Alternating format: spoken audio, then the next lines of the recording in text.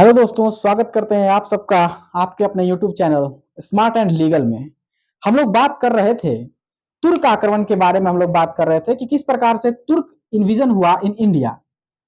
पहले हमने देखा कि सुबुक्तगीन अल्तगीन ने गजनी सल्तनत की स्थापना की और उसके बाद से सुबुक्तगीन आया। सुबुक्तगीन ने 977 एडी में प्रथम तुर्क आक्रमण कर दिया। अब सुबुक्तगीन जो था यह और कुछ ज्यादा नहीं कर पाया। सुबुक्तगीन के मरने के बाद सुबुक्तगीन का देहांत हो जाता है 997 एडी में, 997 ईस्वी में। सुबुक्तगीन के बाद उसका बेटा महमूद गजनी, अर्थात हमने बोला हमने सबसे पहले तो हम ये जान लेते हैं कि हम लोग पढ़ रहे हैं हिस्ट्री, और हमने ये जान रहे हैं कि सुबुक्तगीन का बेटा सुबुक्तगीन का बेटा सुबुक्तगीन का बेटा कौन है बाबू? मोहम्मद गजनी, मोहम्मद गजनवी, गजनी भी कहते हैं और गजनवी भी इसको कहते हैं, दोनों कहते हैं इसको, ठीक है, कहीं किताब में। तो महमूद गजनी जो था इसने भारत पर टोटल 17 बार आक्रमण किया। भारत पर टोटल 17 बार आक्रमण किया। इनके सभी मुख्य आक्रमणों को हम लोग देखेंगे। ऐसे 17 के 17 आक्रमण जरूरी नहीं है, लेकिन एग्जाम में ये क्वेश्चन आता है कि मोहम्मद गजनी ने भारत पर कितने बार आक्रमण किया, तो 17 बार आक्रमण किया। जो मोहम्मद गजनी था ये एक, जैसे मैं इसके बारे में सबसे बड़ा बात यह है कि इसने ये पहला ऐसा शासक था जिसने सुल्तान की उपाधि धारण की। किसने सुल्तान की उपाधि धारण की? हमने आपको फर्स्ट वीडियो में बताया था खलीफा के बारे में। तो खलीफा जो सुल्तान होता है, इसका ये मतलब होता है खलीफा का कमांडर। क्या होता है? खलीफा का कमांडर। अर्थात अगर कोई शासक, यदि कोई शासक जो है खलीफा का कमांडर, यदि कोई शासक सुल्तान है तो वो पूर्णतः अपने आप में स्वतंत्र नहीं है। हालांकि खलीफा का इनके प्रशासनिक कार्यों में किसी प्रकार का हस्तक्षेप नहीं होता था, फिर भी सुल्तान का मतलब ही यह हो गया कि वो खलीफा के अंडर में अपने आप को मानता है। ठीक है। इसके बाद हम लोग जानते हैं कि इसे खलीफा ने 2 उपाधियां प्रदान की थी। पहला था यामिन उद्दौला की उपाधि प्रदान की थी। इसे यामिन उद्दौला की उपाधि प्रदान की गई थी। यामीन उद दौला की जो उपाधि प्रदान की गई थी, यामीन उद्दौला। इसका मतलब क्या होता है? इसका मतलब होता है साम्राज्य की दक्षिणी भुजा। अर्थात खलीफा ने इसे साम्राज्य की दक्षिणी भुजा कहा था। इसके अलावा इसने एक और उपाधि इसे मिली थी। इसे खिल्लत मिल्लत प्रमाण पत्र मिला था इसे, मिल्लत।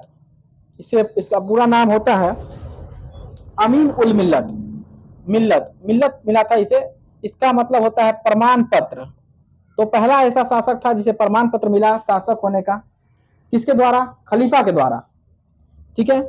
उसके बाद हम लोग अब इसके आक्रमणों के बारे में देखेंगे सॉरी दोस्तों, कि कौन कौन से इनका आक्रमण हुआ मोहम्मद गजनी का। अब आप लोगों को बहुत ही इंटरेस्टिंग टॉपिक आने वाला है।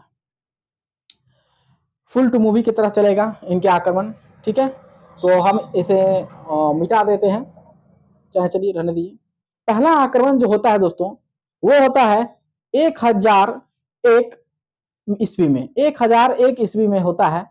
और जहां इसके पप्पा जी आक्रमण किए थे, वहीं पर यह भी आक्रमण करता है जयपाल के ऊपर। और जयपाल के द्वारा सुसाइड कर लिया जाता है। जयपाल के द्वारा सुसाइड कर लिया जाता है। इसके बाद जो मुख्य आक्रमण था वो था 1005 ईस्वी में। 1005 ईस्वी में 1005 ईस्वी में मुल्तान के ऊपर आक्रमण होता है। 1005 ईस्वी में मुल्तान के ऊपर आक्रमण होता है। और मुल्तान के जो शासक थे इनका नाम था अब्दुल फतेह दाऊद। अब्दुल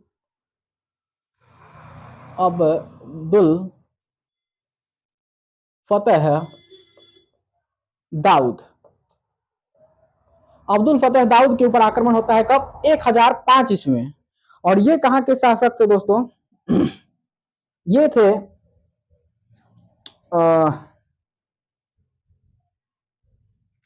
एक मिनट दोस्तों, ये मुल्तान पाकिस्तान वाले क्षेत्र के शासक थे। ठीक है। मुल्तान पाकिस्तान। मुल्तान में ही वीरेंद्र सहवाग ने 300 से ऊपर रन मारे थे। ठीक है, तो मुल्तान के सुल्तान वीरेंद्र सहवाग को भी कहा जाता है, ये याद करने के लिए आप लोगों को मैं बता रहा हूँ। तो 1005 ईस्वी में अब्दुल फतेह दाऊद के ऊपर आक्रमण होता है, और ये अब्दुल फतेह दाऊद कहाँ के शासक थे? मुल्तान। मुल्तान कहाँ है? पाकिस्तान। ठीक है, इस और 1008 ईस्वी में आक्रमण होता है कहां पर? 1008 ईस्वी में आक्रमण होता है, जयपाल के बेटे थे जिनका नाम था राज्यपाल, जिनका नाम है राज्यपाल, सॉरी आनंदपाल, आनंदपाल, आनंदपाल के ऊपर आक्रमण होता है। आनंदपाल के ऊपर जब आक्रमण होता है दोस्तों, तो आनंदपाल जो है ये भी डिफीट हो जाता है। ठीक है, ये भी मारा जाता है, इसके पापा ये थे, आनंदपाल भी हार जाता है। इसके बाद एक आक्रमण होता है जो होता है 1018 ईस्वी में, 1018 ईस्वी में और 1019, मतलब ये दिसंबर के महीना में युद्ध स्टार्ट हुआ और जनवरी में इस तरह चलता है, तो 1018-19 दोनों लिखाता है। और यहाँ ये कहां पर आक्रमण होता है? कन्नौज पर आक्रमण होता है। कन्नौज, कन्नौज, कन्नौज के शासक थे राज्यपाल, राज्यपाल। ठीक है, तो ये आनंदपाल जो थे, इनके समय में भी कन्नौज के शासक ने साथ दिया था, जिस कारण 1018 इसमें कन्नौज के शासक के ऊपर मोहम्मद गजनी ने आक्रमण किया। कन्नौज, उज्जैन, मथुरा, इन 3 शासकों ने इसका साथ दिया था, फिर भी ये आनंदपाल हार गया था। और 1018-19 इसमें कन्नौज के ऊपर आक्रमण होता है। कन्नौज का शासक था राज्यपाल। ये राज्यपाल जो है सो कन्नौज की धरती को छोड़ करके भाग जाता है, जो बात अच्छी नहीं लगी किसको?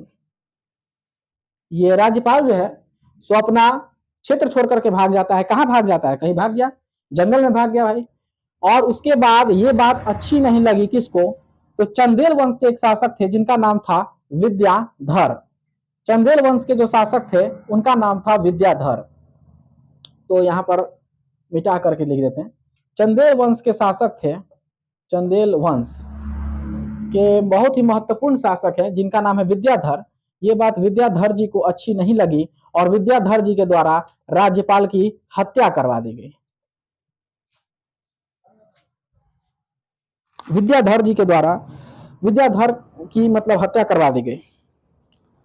तो उसके बाद जो है सो 1000 ये बात मोहम्मद गजनी को बहुत खल गया यार कि मेरे वजह से ये राज्यपाल क्षेत्र छोड़ करके भागा था कन्नौज का, तुम विद्याधर कौन होता है जो इसका हत्या करवा दिया? तो 1021 ईस्वी में, 1021 ईस्वी में मोहम्मद गजनवी ने विद्याधर के ऊपर आक्रमण कर दिया और यहां पर अलायंस हो जाता है, अर्थात किसी की जीत नहीं होती है, संधि हो जाता है, क्योंकि ये बहुत ही प्रतापी शासक थे। तो ये विद्याधर जी को नहीं हरा पाते हैं मोहम्मद गजनी और अलायंस हो जाता है। मोहम्मद गजनी का जो सबसे महत्वपूर्ण इन्वेजन अगर बात करें, मोहम्मद गजनी का अगर सबसे महत्वपूर्ण इन्वेजन, सबसे महत्वपूर्ण आक्रमण की अगर बात करें तो वो आता है 1025 ईस्वी का आक्रमण। और ये आक्रमण हुआ था महाकाल के मंदिर अर्थात शिव मंदिर सोमनाथ के मंदिर में। सोमनाथ के मंदिर में 1025 ईस्वी में आक्रमण हुआ और इस आक्रमण में मोहम्मद गजनवी को बहुत ज्यादा धन दौलत संपदा, सोना चांदी सब कुछ मिला। धन दौलत संपत्ति संपदा सब कुछ मिला इस 1025 ईस्वी के आक्रमण में। लेकिन बच्चा लौट के जा रहा था तो बीच में जाटों का गांव था, जाटों का कबीला था और इस कबीले वालों ने मोहम्मद गजनी के ऊपर आक्रमण कर दिया और धन दौलत लूट लिया। ठीक है, तो यहां से जो लिया वो यहाँ पे लूट लिया गया। ठीक है, तो उसके बाद से मोहम्मद गजनी अब जाट को भी नहीं छोड़ेगा। तो 1027 ईस्वी में जाट के ऊपर आक्रमण कर दिया अपना बदला लेने के लिए। 1027 ईस्वी में जाटों के ऊपर आक्रमण किया। ये इसका अंतिम आक्रमण था 1027 ईस्वी में, जाटों के ऊपर अंतिम आक्रमण था। और इसके बाद मोहम्मद गजनी की 1030 ईस्वी में देहांत हो जाता है। ठीक है ना, तो बच्चे आज हम लोग इतना जाने कि 1030 ईस्वी में इनकी मृत्यु हो जाती है। और अगले हम लोग सेगमेंट में जानेंगे कि मोहम्मद गजनी के द्वारा क्या क्या कार्य करवाए गए, क्या क्या महत्वपूर्ण सुधार करवाए गए। हमने इतना जरूर जाना कि इन्हें 3 उपाधियां प्रदान की गई थी। सुल्तान, सुल्तान का मतलब होता है स्लेव ऑफ खलीफा, मतलब खलीफा का कमांडर, खलीफा के कमांडर। उसके बाद हमने जाना कि मोहम्मद यामीन उद्दौला, की उपाधि से प्रदान की गई थी, जिसका मतलब होता है साम्राज्य की दक्षिणी भुजा। उसके बाद इन्हें मिल्लत, अमीरुल मिल्लत भी प्रदान की गई थी, जिसका मतलब होता है प्रमाण पत्र कि आप शासक हैं, आप सुल्तान हैं। तो इतना हम लोगों ने जाना। चलिए बच्चों, और हम लोग अगले सेगमेंट में जानेंगे कि मोहम्मद गजनी के द्वारा कौन कौन से सुधारात्मक कार्य किए गए भारत में।